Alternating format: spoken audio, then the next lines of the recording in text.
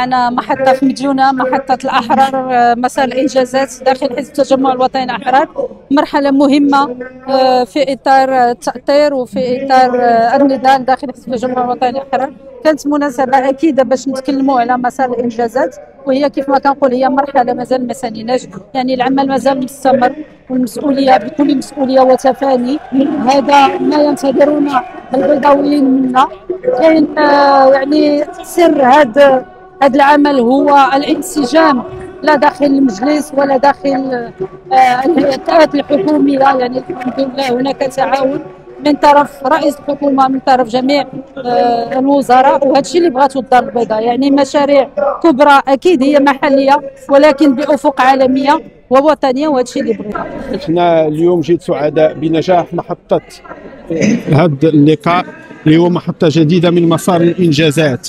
هذه المحطة هذه اللي هي فرصة حقيقية باش أننا نفتحوا نقاش حول الإنجازات الحكومية والعمل الحكومي والمجهودات اللي تتقوم بها الحكومة، وخاصة أن هذا اللقاء جاء بطعم خاص اللي هو الانتصار الدبلوماسي اللي تعيشه اليوم بلادنا بفضل العبقرية ديال صاحب الجلالة والذكاء ديال صاحب الجلالة والانخراط الحقيقي ديال صاحب الجلالة والحكيم في هذا الملف هذا. وبالتالي هذه فرصة لأزيد من 3000 تجمعي وتجمعية اليوم عبروا على مدى انخراطهم والتزامهم في بناء مغرب ما بعد 31 أكتوبر، مغرب الوحدة، المغرب الذي سينتصر إلى تغيير العقليات، المغرب الذي سينتصر إلى التجاوز، مغرب السرعتين. والتجمعيين والتجمعيات نموذج حقيقي في هذا الأمر.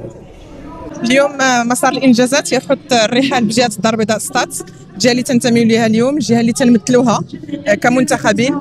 اليوم جلسه اللي عرفت الحضور ديال اكثر من 3200 مناضل ومناضله من مختلف الاقاليم 16 ديال جهه الدار البيضاء سطات. نقاش مستفيض اللي تيتكلم صحيح على المنجز الحكومي، لكن نقاش اللي سبقات واحد اللحظات ديال الفخر، وحنا تنعيشوا هاد المناسبه الدبلوماسيه الهامه بتاكيد مغربيه الصحراء على من قبل مجلس الامن. كان يعني استعراض لمختلف المنجزات اللي قامت بها الحكومه، المختلف الانجازات المحليه اللي اليوم دارت على مستوى الدار البيضاء ومختلف الاقاليم اللي اليوم تستافدوا منها البيضاويات والبيضاويين، وتستافدوا منها كذلك المواطنين هذه الجهه. كانت كذلك فرصه لتاكيد الانخراط ديالنا وراء جلاله الملك اللي بغى مشروع مجتمعي محيكي للمملكه المغربيه، واللي انخرط فيه حزب التجمع الوطني للاحرار بقياده الاخ الرئيس عزيز اخنوش. هذه فرصه باش ناكدوا مره اخرى اننا لازلنا منخرطين. الافق ديالنا بطبيعه الحال يتجاوز البرامج الانتخابيه، الافق ديالنا هو المغرب الصاعد اللي بغى جلاله الملك. كيف شفتوا اليوم كان نقاش ديال مسار الانجازات بجهه الدار البيضاء الكبرى. هذه الجهه العزيزه، الجهه اللي كتوفر على طاقات كبيره وكتوفر على شباب مآمن بالقياده ديالو، وبغى يشوف التغيير وبغى يشوف المغرب اللي حلمنا به كاملين. اليوم كيف شفتوا المداخلات ديال الشباب كلها كانت بواحد الحماس، بواحد الديناميه، وكلها كتمشي في المطالب ديال الشباب والمطالب ديال الظرفيه اللي هي الصحه، التعليم، التشغيل. وهذا الشيء كنقولوه وقلناه يعني مرارا وتكرارا، وهذا الشيء ما جاش من فراغ، بل جا من واحد استطلاع الراي اللي دار في 100 مدينه من قبل.